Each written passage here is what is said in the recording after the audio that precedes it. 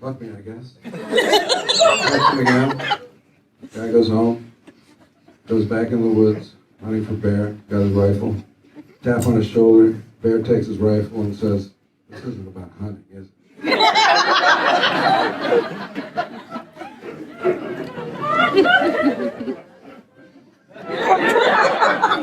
I wish I'd made up that joke.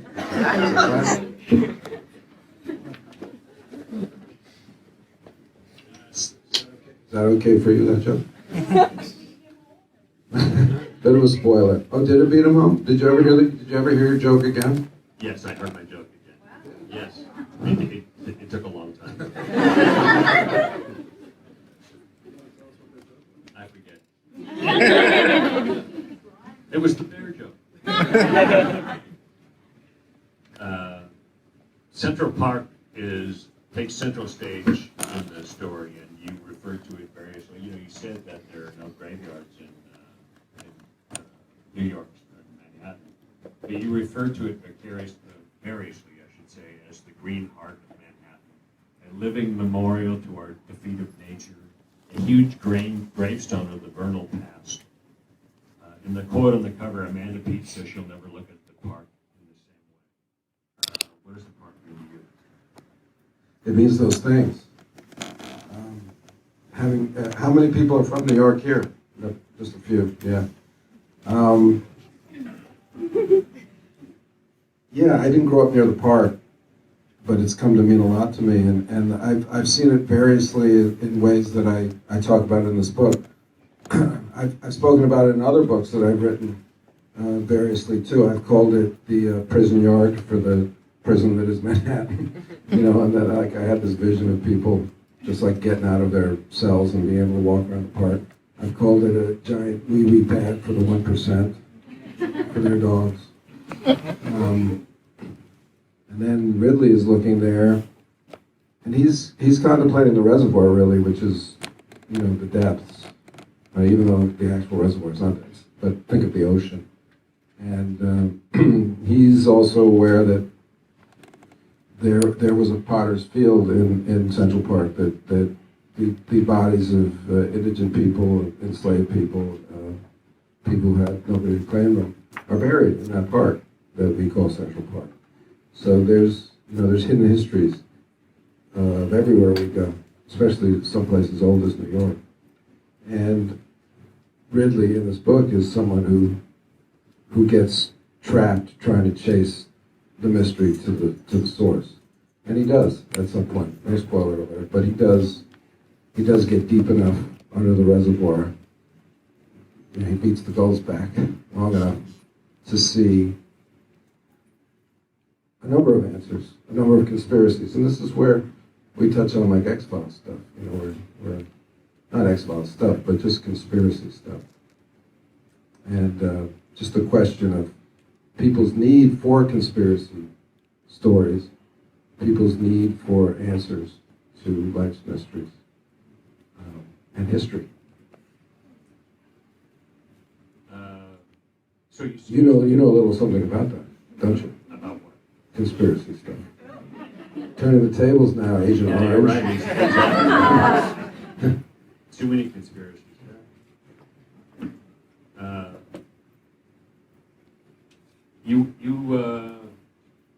You worked as a lifeguard as a kid, so you have spent a lot of time in the water, and Yeah. that there's that features. It's featured in the story. In the book. Yeah. Mostly because I hate to do research, so a lot of the times what did this guy do as a kid? Oh, he's a lifeguard. I know what that's like. Yeah, he was a lifeguard, but it all made sense. Again, it's just one of these, I get serendipitous, lucky, whatever. Made him a Wall Street veteran. 9/11 became a key player in the story. Made him a lifeguard, and then water became the key element of the story. The reservoir underneath the water, losing somebody to the water, drowning, transforming, breathing in water. So those were all just random choices that I made either out of laziness or just closeness.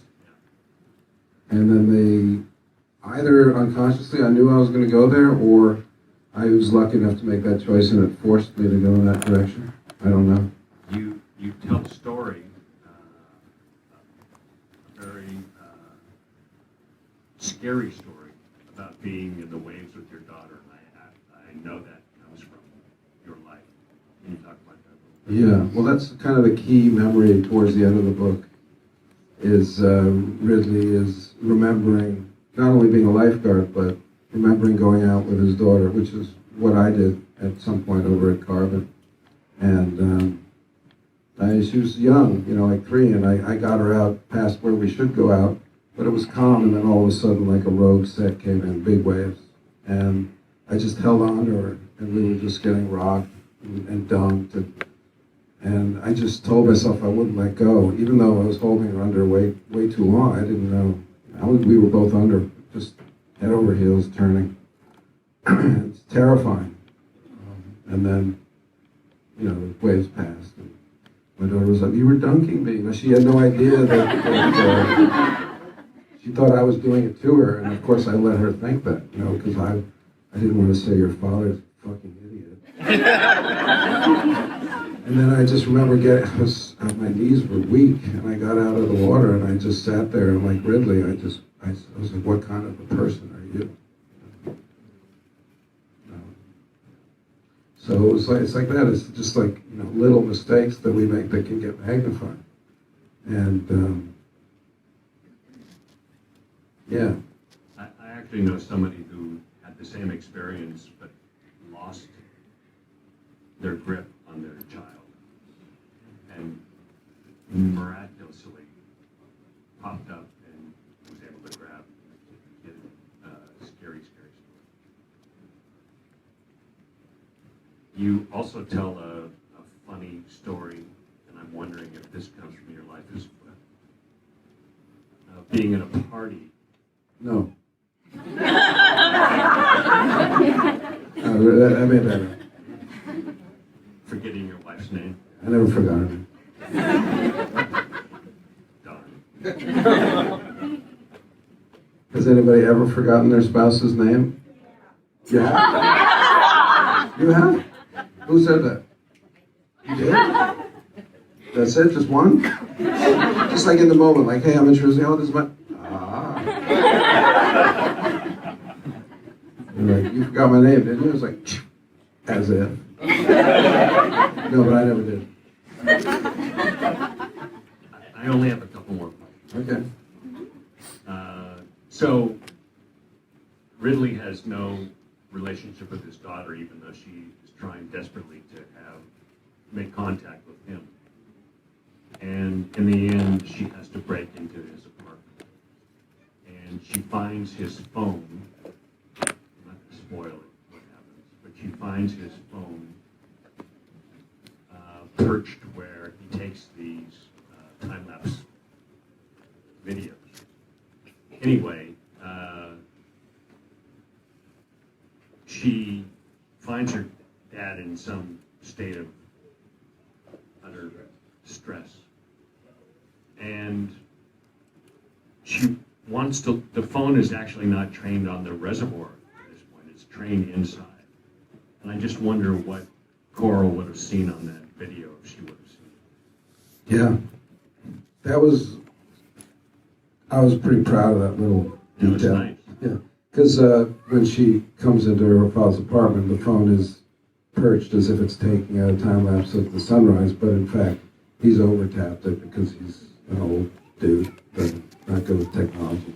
And he's been taking a picture of the inside of the apartment, or a self-portrait of what, was a very difficult night for him. And what would she have seen? We'll never know. Yeah. She does not want, she's not sure she wants to see. Although she does doom scroll. She does doom scroll. Trying to figure out what the sins of the father. Yes, she wants to know her father, and the phone is what's left of that, and that's it. It's the final condemnation and exaltation of the phone, is that this will be the key to the mystery of who her dad was what's on his phone. What was he Googling? What what dating sites was he on? What porn did he look at? All this stuff. It's like, do you want to see it? Do you want to know? Is that him? Does that make you know him? Do we know you by your phone? Is there a second book? Ridley's phone, sure. Yeah. I'm just making sure I got mine on me. I have, before I turn it over to questions, I'm sure that... And you can ask Chris questions that are not related to the book.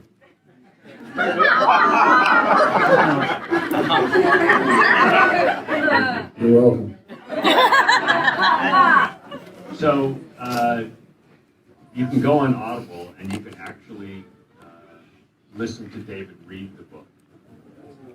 That's not the same book. It's not quite the same book, Yeah. but I would recommend that you go listen to it anyway because he reads it beautifully. Oh, thanks. And I wanted to hear you read. I've actually listened to you twice read the book. Oh, I like it so much. it's funny. I get a lot. I go on the websites and I look at reviews and shit like that. I get a lot of the same feedback I always did when I was first auditioning for parts. Flat. It's the opposite of flat. It's very good. You do voices. I've been saying it for 30 years. 30 years of it.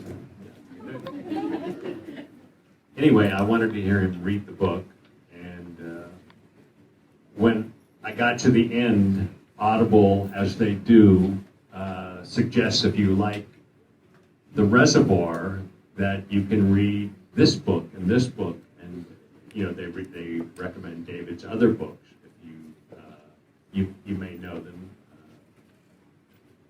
Thank you. Yeah. I was good because sometimes I get pissed off at the algorithm. Because the algorithm will suggest. Well, that's what I was going to tell you. No, Is that I don't know why, but they're also suggesting I like Dean Koontz. Do you know why? No. But and then I don't know what he wrote. I think he writes thrillers, right? I was thinking maybe the only thing I could think would be an Xfiles connection. The only connection I can think of is a Californication connection, because there was a season with Peter Gallagher. He was the dean of some college that I was guest lecturing at as Hank Moody, and his name was Koontz, so he was Dean Koontz. The algorithm went deep. No, I get pissed at the algorithm because I'll look at the algorithm, like with the music. I'll look at the music, like if you like David Duchovny, you'll like every other actor that makes music. Doesn't matter what kind of music they make. Right. It's like, oh, apparently you like actors who make music. So maybe you like Kiefer Sutherland and Jeff Bridges. It's like, how stupid is that algorithm?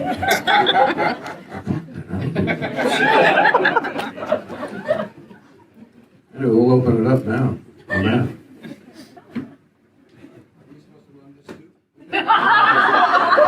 No hump up here, Chris. Do you want me to? No Barnes, no Noble. Nobody. No Barnes, no Noble. Nowhere inside. Okay. In the pink. Ian, you too? Hi, very excited to meet you guys. Congratulations on the book. Sorry I have a codependent relationship with my phone, so I'm going to record this. My question is regarding to, I'm an author too, so David, what advice can you give to young authors or people who want to start writing their first book related to your own creative process and what you learn as an author? You have to sit your ass down in the seat and write. That's what I give. It's just doing it. Can't wait. There's a very famous story about a physicist. His name is Hans Bethe, and he worked on the atomic bomb, and he was a mathematician. And he was famous because he would be working on a problem and the equation, and when he got to a place where he didn't know what was next, he would sit there with his pen on the paper, and he wouldn't take it off. And I always